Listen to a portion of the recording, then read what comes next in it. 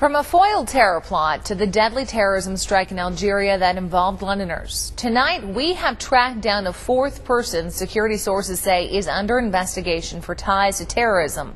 Ryan Enderi, known as Ryan, left for Libya nearly 2 years ago, dodging security officials. But Christina Howard has tracked him down and joins us now with this exclusive story. Christina. Well, Tara, security officials have told CTV they didn't even know if Enderi was still alive, but we've spoken with him. About 5 days ago, we got a break, making contact with Enderi, who is living in Tripoli, Libya.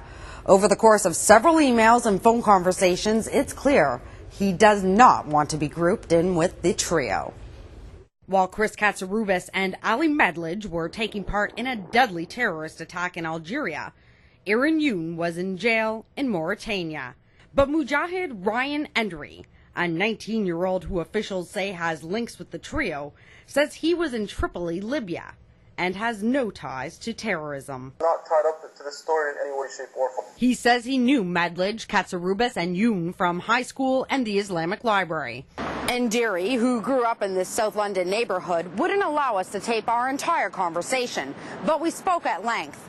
And when we asked him if he knew who could have led these boys down that dangerous road to radicalism and ultimately terrorism, he said he had a few ideas, but didn't know the details.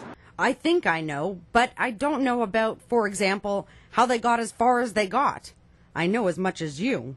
But Salim Mansour, a political sciences professor at Western University, says the road to radicalism can be found right here. It's very much being propagated within London as it is being propagated in other cities across Canada and across the United States, in mosque and mosque-related clubs and institutions. London's mosques and the Islamic Library have repeatedly denied radicalism is preached within their walls.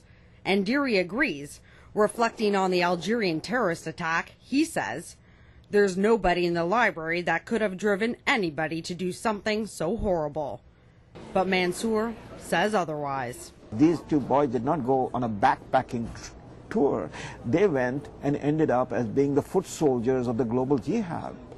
So that was done, and that was done obviously in London, and it was done within the context of the religious organization. It's a lesson in radicalism Enderi says he didn't adopt. I have nothing to do with any of these allegations. I'm not tied up to the story.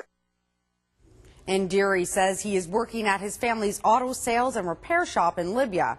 Now, clearly a lot of questions are still unanswered. Who led the trio down the wrong path? Who funded their trip to Africa? Who knew and who could have stopped them? According to Enderi, they traveled the road to terrorism without him. Tara? Great work. Thank you very much, Christina.